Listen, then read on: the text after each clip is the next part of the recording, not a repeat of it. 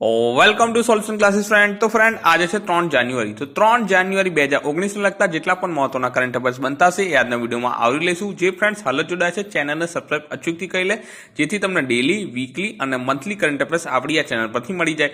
હવે ઘણા લોકો કહેશે કે સર ડિસેમ્બરનો કરંટ અફેર્સ તો કાલે અપલોડ કરી દીધો છે, તો તમે એ જોઈ લેજો. ઓકે, પાછલા 3 મહિનાનો પણ કરંટ અફેર્સ અપલોડ કર્યો છે 2 દિવસ પહેલા, એ પણ જોઈ લેજો, તો જેથી તમારું પાછળના 4 મહિનાનું કરંટ અફેર્સ રિવાઇઝ થઈ જશે.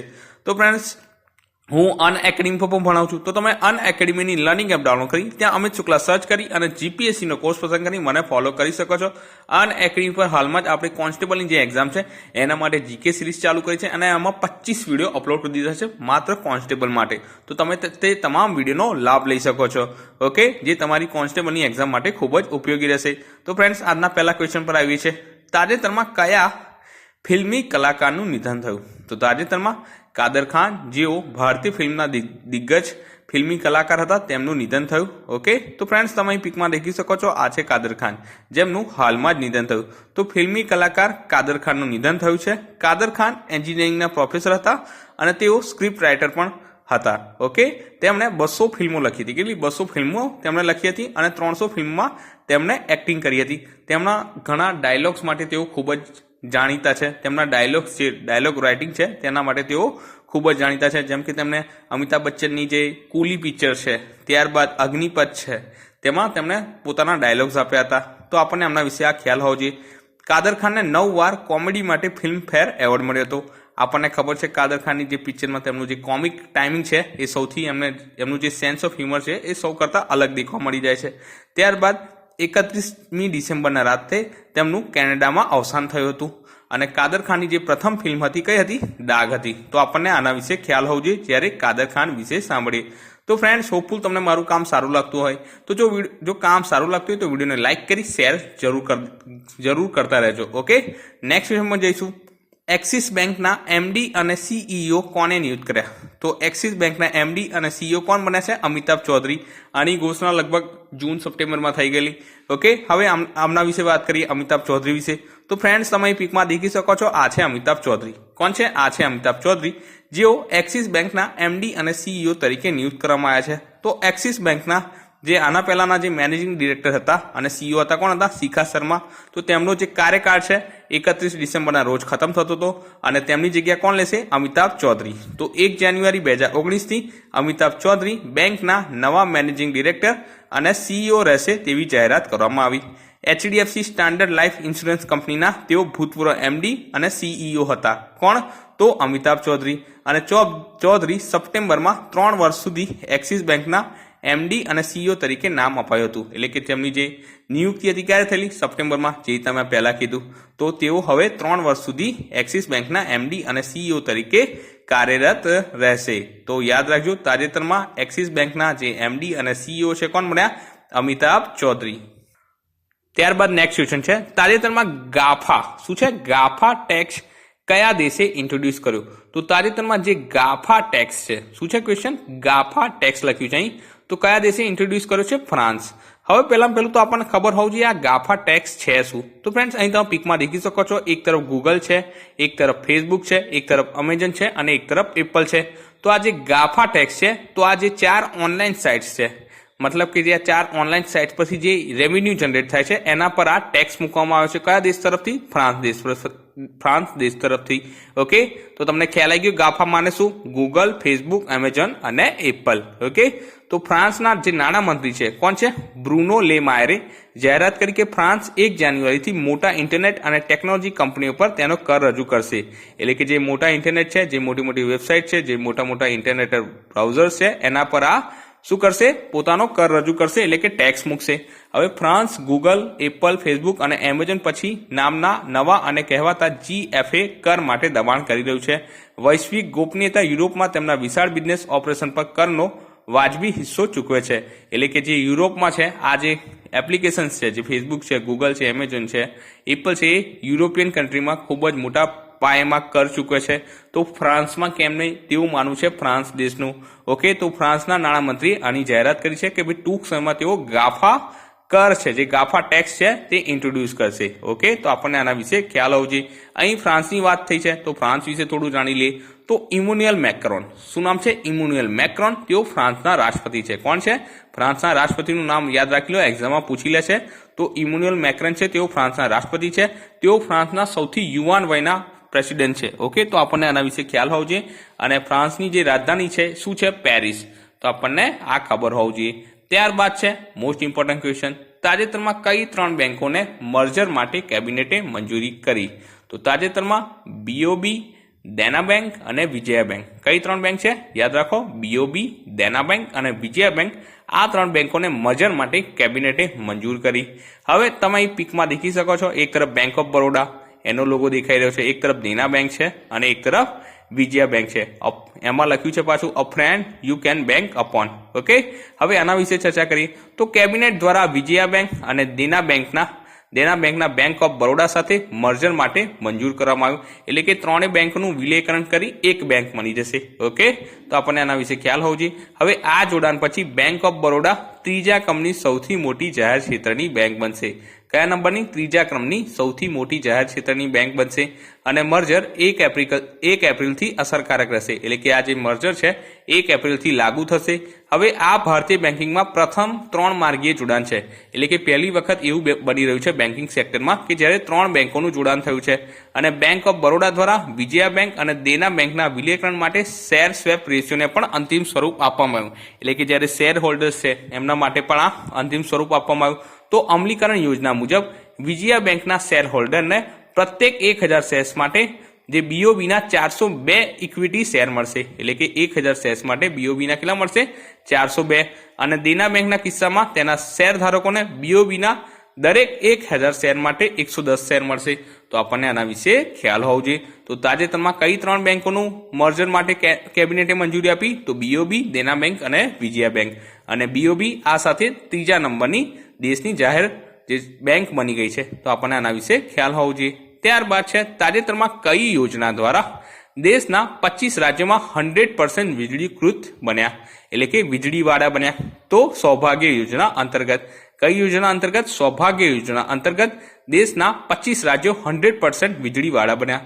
તો દેશના 25 રાજ્યોના વર્ષમાં 100% ઘરોમાં વિદ્યુતકરણની સમાપ્તિ સાથે દેશે પાવર સેક્ટરમાં એક વધુ સીમાચિહ્ન પ્રાપ્ત કર્યું છે. હવે આસામ, રાજસ્થાન, મેઘાલય અને છત્તીસગઢના 4 રાજ્યોમાં ફક્ત 10.48 લાખ ઘર વિદ્યુતકૃત થવા બાકી છે. આ રાજ્યમાં પ્રારંભિક ઘરગથ્થુ વીજળીકરણની સમજૂતી પર પ્રાપ્ત કરવા માટે તમામ સંગઠિત પ્રયત્ન પણ કરી રહ્યા છે. અને ઉત્તર પ્રદેશ રાજ્યમાં સૌભાગ્યની રજૂઆત પછી 74.4 લાખ ઈચ્છાવાળા ઘરોને વિદ્યુત પ્રવાહ કરવામાં આવી છે. અને રાજ્ય સરકારે તમામ 75 જિલ્લાઓની સંતૃપ્તિ જાહેર કરી છે. તો આપણને આના વિશે ખ્યાલ હોવો જોઈએ. હવે કોઈ એવું પૂછી લે કે ભાઈ વીજળી મેળવવામાં સૌથી છેલ્લું ગામ કયું હતું? તો એ તમારે મને કમેન્ટ બોક્સમાં જણાવવાનું છે. એક્ઝામમાં આ પ્રશ્ન જરૂર પૂછાશે. ત્યારબાદ છે તાજેતરમાં બ્રાઝિલના રાષ્ટ્રપતિ કોણ બન્યા? તો તાજેતરમાં બ્રાઝિલના રાષ્ટ્રપતિ કોણ બન્યા છે? જેર બોલ્સોનારો. શું નામ છે? જેર બોલ્સોનારો એ બ્રાઝિલના રાષ્ટ્રપતિ બન્યા છે. ફ્રેન્ડ, તમે અહીં પીકમાં દેખી શકો છો, આ છે જેર બોલ્સોનારો. શું નામ છે? આ છે જેર બોલ્સોનારો, જેઓ બ્રાઝિલના રાષ્ટ્રપતિ બન્યા છે. તો બ્રાઝિલના રાષ્ટ્રીય કોંગ્રેસ બિલ્ડિંગ સમારંભમાં જેર બોલ્સોનારોએ બ્રાઝિલના રાષ્ટ્રપતિ તરીકે શપથ લીધા. બોલ્સોનારો ભૂતપૂર્વ આર્મી કેપ્ટન અને દેશની 1964 થી 1985 લશ્કરી સરમુખત્યારશાહી પ્રશંસક છે.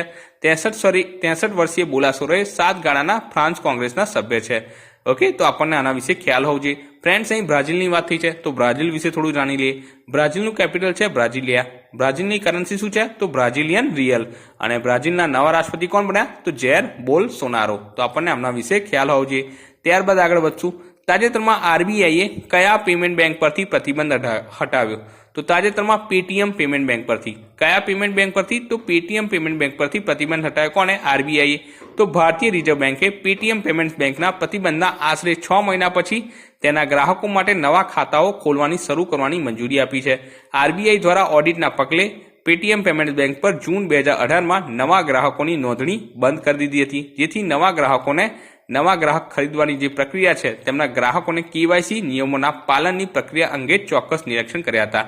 તો આ શા કારણે બેન કરવામાં આવ્યો હતો? તો કેવાયસીમાં જે ભૂલ હતી કેવાયસી પ્રક્રિયામાં, એના માટે આ પેટીએમ પર બેન કરવામાં આવ્યો હતો 6 મહિના માટે. હવે અહીં આરબીઆઈની વાત થઈ છે તો આરબીઆઈના વર્તમાન ગવર્નર કોણ છે? તો શશિકાંત દાસ. આપણને આના વિશે ખ્યાલ હોવો જોઈએ. કેટલામાં છે? 25માં. 24માં પૂછી લે તો કોણ છે? ઉર્જિત પટેલ. તો આરબીઆઈ વિશે સાંભળો ત્યારે હાલમાં આ માહિતી અચૂક યાદ રાખજો. ત્યારબાદ છે તાજેતરમાં કયા કેન્દ્રીય મંત્રીએ ઓડિશામાં 100 ઉજ્જવલા યુનિટ સેનેટરી નેપકિન ના લોન્ચ કર્યા? તો તાજેતરમાં કયા કેન્દ્રીય મંત્રી? તો ધર્મેન્દ્ર પ્રધાન. ધર્મેન્દ્ર પ્રધાને ઓડિશામાં 100 ઉજ્જવલા યુનિટ સેનેટરી નેપકિનના લોન્ચ કર્યા, એટલે કે યુનિટ લોન્ચ કર્યા છે જે સેનેટરી નેપકિન બનાવવા માટે. તો ફ્રેન્ડ્સ અહીં તમે પિકમાં દેખી શકો છો, આ છે ધર્મેન્દ્ર પ્રધાન. કોણ છે? આ છે ધર્મેન્દ્ર પ્રધાન, જેમને આ કાર્ય કર્યું છે. તો ધર્મેન્દ્ર પ્રધાન કોણ છે? તો પેટ્રોલિયમ અને નેચરલ ગેસ પ્રધાન છે. કોણ છે? પેટ્રોલિયમ અને નેચરલ ગેસ પ્રધાન છે ધર્મેન્દ્ર પ્રધાન, જેમને ઉજ્જવલા સેનેટરી નેપકિન્સની પહેલ શરૂ કરી અને કહ્યું કે ઓડિશાના 2.25 કરોડ મહિલાઓને સશક્ત અને આત્મનિર્ભર બનાવવા માટે આ લાંબી રીત કરશે. અને નોવલ પહેલ હેઠળ ઓડિશાના 30 જિલ્લાઓમાં 93 બ્લોક્સ આવરી લેશે અને ઓઇલ માર્કેટિંગ કંપનીઓ રૂપિયા 2.94 કરોડની અંદાજિત કિંમતે સામાન્ય કેન્દ્રોમાં 100 મેન્યુફેક્ચરિંગ એકમો સ્થાપશે. તો આપણને આના વિશે ખ્યાલ હોવો જોઈએ. હવે ફ્રેન્ડ્સ અહીં ઓડિશાની વાત થઈ છે, તો હાલમાં ઓડિશા આવે ત્યારે મેં તમને સમજાવ્યું છે કે શું યાદ આવવું જોઈએ? તો ઓડિશા આવે ત્યારે હોકી વર્લ્ડ કપ કેટલામો? 14મો. ક્યાં યોજાયો? તો ભુવનેશ્વરમાં. અને કોને જીત્યો? તો બેલ્જિયમે. કોને હરાવી? તો નેધરલેન્ડને. તો આપણને ઓડિશા સાંભળો ત્યારે આ માહિતી અચૂક યાદ આવવી જોઈએ. અને ઓડિશા વિશે થોડું જાણી લઈએ. તો ઓડિશાના મુખ્યમંત્રી કોણ છે? નવીન પટનાયક. ગવર્નર કોણ છે? ગણેશીલાલ. પાટનગર શું છે? તો ભુવનેશ્વર. ઓકે. હવે ફ્રેન્ડ્સ થોડા મેં જે આજનું વિશેષ લખ્યું છે એમાં થોડા કન્ફ્યુઝિંગ પોઈન્ટ લખ્યા છે. તો દેખી લે કે ભાઈ ભારતમાં સૌથી મોટું પક્ષી કયું છે, નાનું પક્ષી કયું છે. ઓકે, મોટું પતંગિયું શું છે અને નાનું અભયારણ્ય, મોટું અભયારણ્ય ગુજરાતનું, એના વિશે ચર્ચા કરી લઈએ. તો ભારતમાં જોવા મળતું સૌથી મોટું પક્ષી કયું છે? સારસ. શું છે? સારસ છે ભારતમાં જોવા મળતું સૌથી મોટું પક્ષી. ત્યારબાદ કોઈ પૂછી લે કે ભાઈ ભારતમાં જોવા મળતું સૌથી નાનું પક્ષી, તો ફૂલ સૂંઘણો. શું છે? ફૂલ સૂંઘણો છે ભારતમાં જોવા મળતું સૌથી નાનું પક્ષી. ત્યારબાદ કોઈ પૂછી લે કે ભારતમાં જોવા મળતું સૌથી મોટું પતંગિયું શું? તો દક્ષિણનું બર્ડવિંગ. દક્ષિણનું બર્ડવિંગ છે ભારતમાં જોવા મળતું સૌથી મોટું પતંગિયું. ત્યારબાદ કોઈ પૂછી લે ભારતમાં જોવા મળતું સૌથી નાનું પતંગિયું, તો સિરીસ જેવલ. સિરસ જેવલ ભારતમાં જોવા મળતું સૌથી નાનું પતંગિયું છે. ત્યારબાદ ગુજરાતનું સૌથી મોટું અભયારણ્ય કયું? તો કચ્છ રણ. કચ્છ રણ છે ગુજરાતનું સૌથી મોટું અભયારણ્ય. ત્યારબાદ ગુજરાતનું સૌથી નાનું અભયારણ્ય કયું? તો પોરબંદર પક્ષી અભયારણ્ય. તો આપણને આના વિશે ખ્યાલ હોવો જોઈએ. હવે ફ્રેન્ડ્સ કાલના સવાલના જવાબ દેખી લે છે. તો કાલે મેં સવાલ પૂછેલા 2, તમે લોકોએ મસ્ત એક્સ્ટ્રા ફેક્ટ સાથે જવાબ આપ્યા. તો આના જવાબ ચેક કરી લઈએ છીએ. તો તાજેતરમાં મહિલા ક્રિકેટર ઓફ ધ યર કોણ બન્યા? તો તાજેતરમાં મહિલા ક્રિકેટર ઓફ ધ યર કોણ બન્યા છે? સ્મૃતિ મંધાના. સ્મૃતિ મંધાના બન્યા છે મહિલા ક્રિકેટર ઓફ ધ યર. હવે ફ્રેન્ડ્સ કાલે એક જણે મને એક જવાબ ખૂબ જ ગમે તો, રૂચા પટેલ નામ છે લગભગ, એ રોજ ડેલી એક્સ્ટ્રા ફેક્ટ સાથે જવાબ આપે છે. બીજા લોકો પણ આપે છે પણ એ મારા માટે નવા છે, તો એમનું નામ મેં મેન્શન કર્યું છે. તમે એમના કમેન્ટ દેખી લેજો કાલનો, તમને ખૂબ જ જાણવા મળશે. ત્યારબાદ છે તાજેતરમાં નવા મુખ્ય ચીફ ઇન્ફોર્મેશન ઓફિસર સૂચના આયુક્ત કોને નિયુક્ત કર્યા? તો સુધીર ભાર્ગવ. તો આનો પણ જવાબ તમે એક્સ્ટ્રા ફેક્ટ સાથે આપેલો.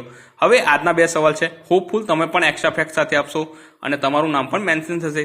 તો પહેલો સવાલ છે આજનો, તાજેતરમાં રેલવે બોર્ડના નવા અધ્યક્ષ કોણ બન્યા? ક્વેશ્ચન છે તાજેતરમાં રેલવે બોર્ડના નવા અધ્યક્ષ કોણ બન્યા? અને ત્યારબાદ નેક્સ્ટ ક્વેશ્ચન છે તાજેતરમાં તેલંગાણા રાજ્યના નવા ચીફ જસ્ટિસ કોણ બન્યા? ઓકે, તો ફ્રેન્ડ્સ તમારે આ બંને સવાલના જવાબ એક્સ્ટ્રા ફેક્ટ સાથે આપવાના છે. હવે ફ્રેન્ડ્સ 5 તારીખે એક લાઈવ સેશનનું આયોજન છે. કેટલા તારીખે? 5 તારીખે રાતે 9 થી 10. તો એની રજીસ્ટ્રેશન લિંક મેં નીચે આપી છે, તેમાં તમે જોડાઈ શકશો, જેમાં તમને પીડીએફ સાથે લાઈવ આપણે વાતચીત કરી શકશું. તમે જેટલા કલાક કહેશો 1 થી 1.5 કલાકનું લાઈવ સેશન રહેશે. તમારું 6 તારીખે એક્ઝામ છે, તો જે લોકો એબલ છે જોઈન થવા માટે એ લોકો જરૂર રજીસ્ટ્રેશન કરાવી લે. ઓકે, એમાં માત્ર ₹1 ફીસ છે. જો કોઈને પ્રોબ્લેમ હોય તો મને જરૂર આપણા ગ્રુપ છે એમાં મને મેસેજ કરી દે. ઓકે, તો તમે અહીંથી ડાયરેક્ટ જોડાઈ શકશો, જેમાં પીડીએફ સાથે હું તમને સમજાવી શકું. એવું યુટ્યુબમાં કોઈ ફીચર નથી કે જેમાં પીડીએફ અને લાઈવ બેવ સાથે કરી શકું. ઓકે, જો તમને કોઈ ખ્યાલ હોય તો મને જરૂર જણાવજો. તો નેક્સ્ટ વિડીયો સાથે જલ્દીથી મળીશું. ત્યાં સુધી વાંચતા રહો અને તૈયારી કરતા રહો.